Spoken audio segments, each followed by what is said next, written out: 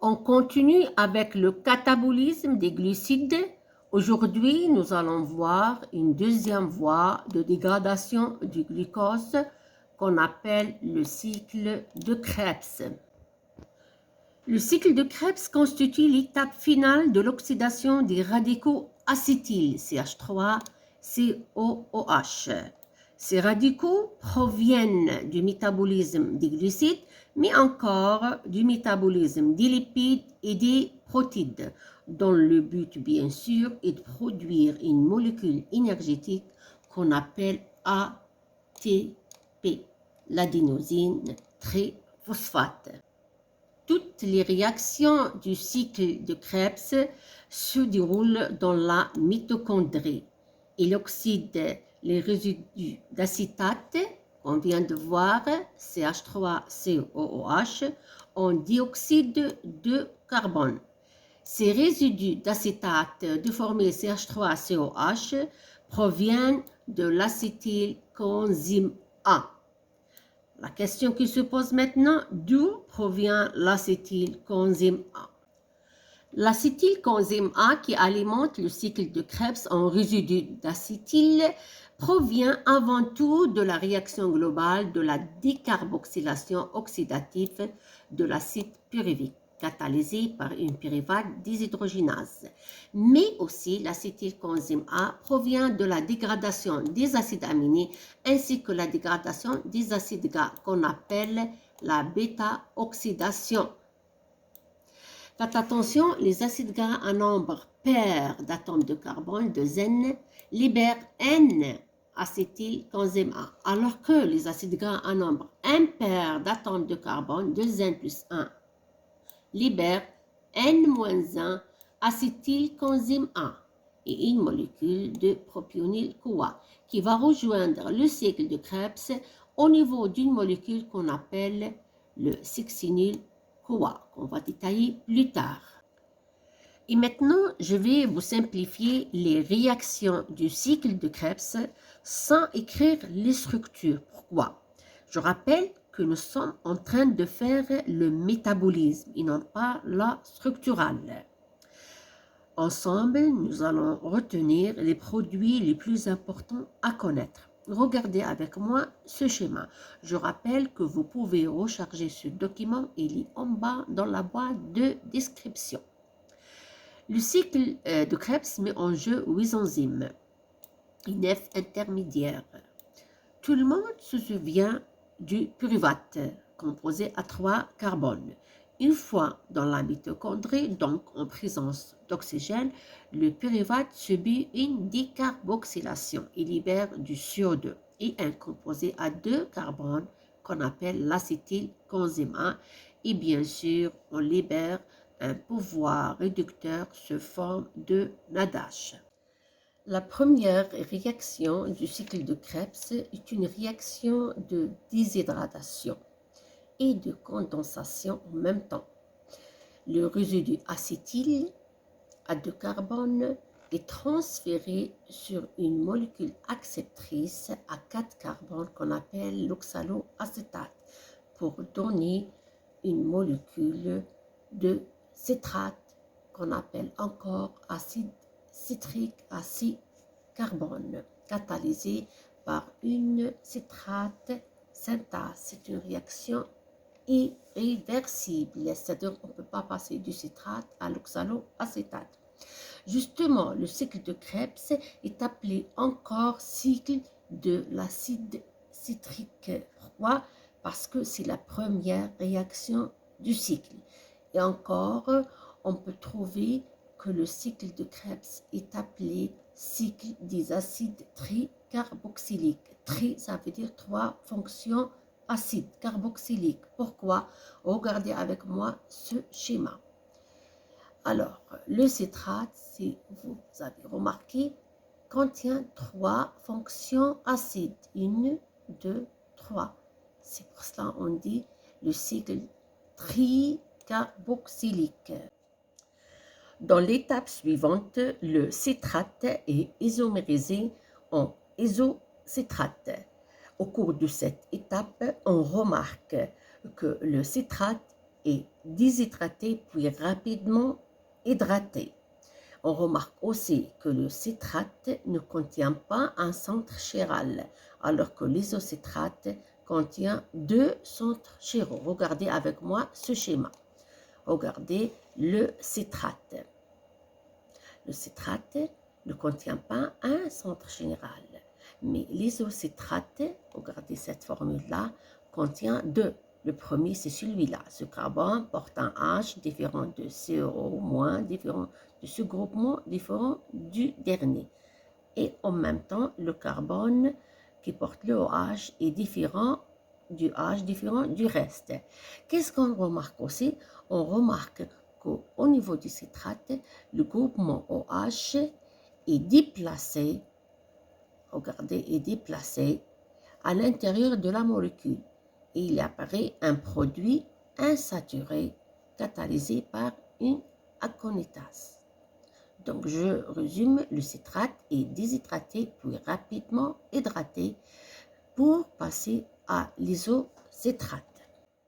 Dans la troisième réaction, l'isocitrate subit une oxydation et une décarboxylation.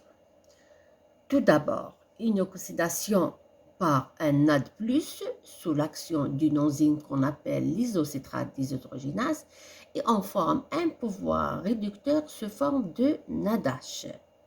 Cette isocitrate déshydrogénase oxyde le groupement OH, regardez avec moi ce schéma, le groupement OH de l'isocitrate en un groupement céto.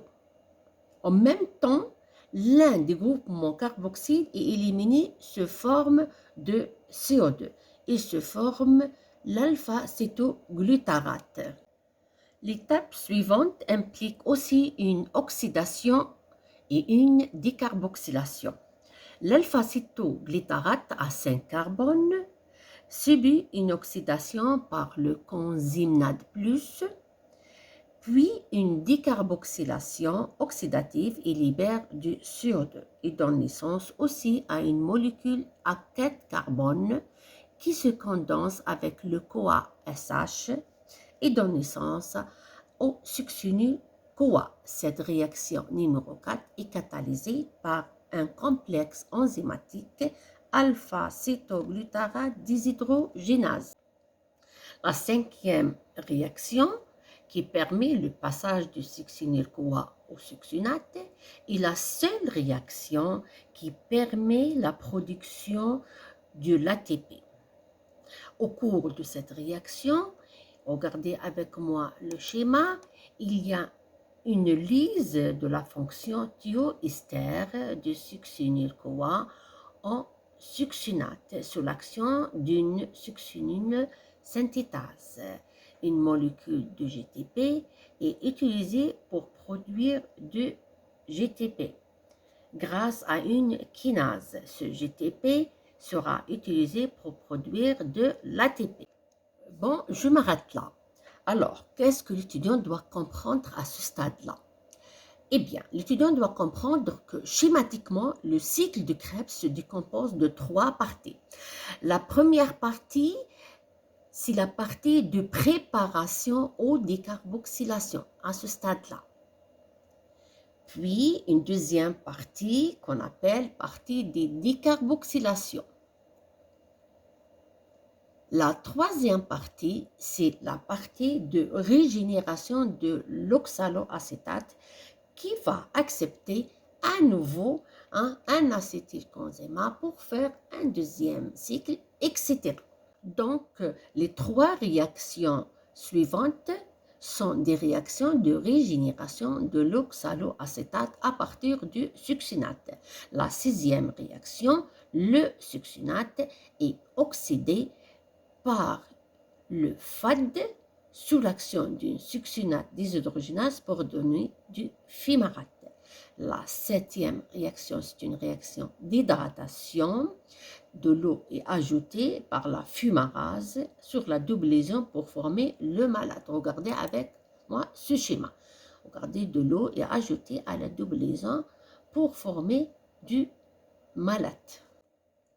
Dans la dernière étape du cycle de Krebs, c'est-à-dire la 8e réaction, le malate est de nouveau oxydé grâce à un NAD+, en oxaloacétate par une malade déshydrogénase. Alors, faites attention. Parmi les 8 réactions du cycle de Krebs, il y en a 3 réactions irréversibles.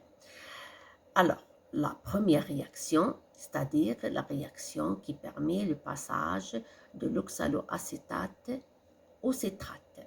Elle est irréversible. Ça veut dire quoi? Ça veut dire que je ne peux pas passer du citrate à l'oxaloacétate. La troisième réaction, c'est-à-dire l'isocitrate à alpha-cétoglutarate, et la quatrième réaction, l'alpha-cétoglutarate au succinyl-CoA. Quelle est l'importance de cette information? Eh bien, l'importance de cette information, c'est que le cycle de Krebs possède un seul sens, c'est-à-dire il ne peut tourner que de gauche à droite. On ne peut pas faire l'inverse à cause de ces 3 réactions irréversibles. La deuxième remarque, l'étudiant doit savoir, pour oxyder une molécule de glucose, il faut 2 cycles de Krebs. Maintenant, je passe avec vous au bilan du cycle de Krebs. Alors, le cycle de Krebs va produire, c'est-à-dire un cycle de Krebs, c'est-à-dire l'oxydation complète d'un acétylcoenzyme A, va produire 3 molécules de NADH, une molécule de FADH2 et une molécule de GTP. Alors, l'étudiant doit faire attention que les 2 molécules de CO2 éliminées à chaque tour du cycle ne sont pas issues de l'acétylcoenzyme. Faites attention, mais proviennent directement de l'oxaloacétate.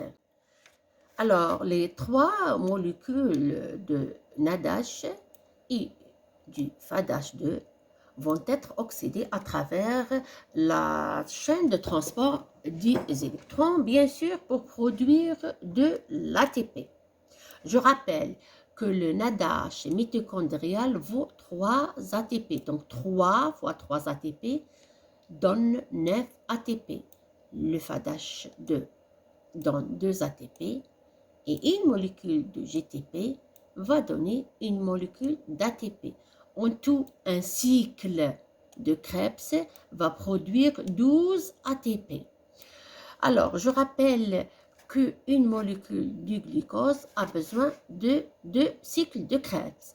Si vous êtes intéressé pour voir le bilan d'oxydation d'une molécule du glucose, eh bien, veuillez consulter la vidéo du bilan du glucose ou de la glycolyse. En résumé, les 8 réactions du cycle de Krebs présentent une réaction de déshydratation, la réaction numéro 1, une réaction d'hydratation, la réaction numéro 7, une réaction de phosphorylisation, la réaction numéro 5, une réaction d'isomérisation, la réaction numéro 2, 2 réactions de décarboxylation oxydative, la réaction 3 et 4, et 2 réactions d'oxydation, la réaction 6 et la réaction 8. Ces réactions sont résumées dans ce tableau que vous pouvez recharger. Il est en dessous dans la boîte de description. Je vous laisse aussi le lien de la vidéo du bilan de la glycolyse, y compris celui du cycle de Krebs.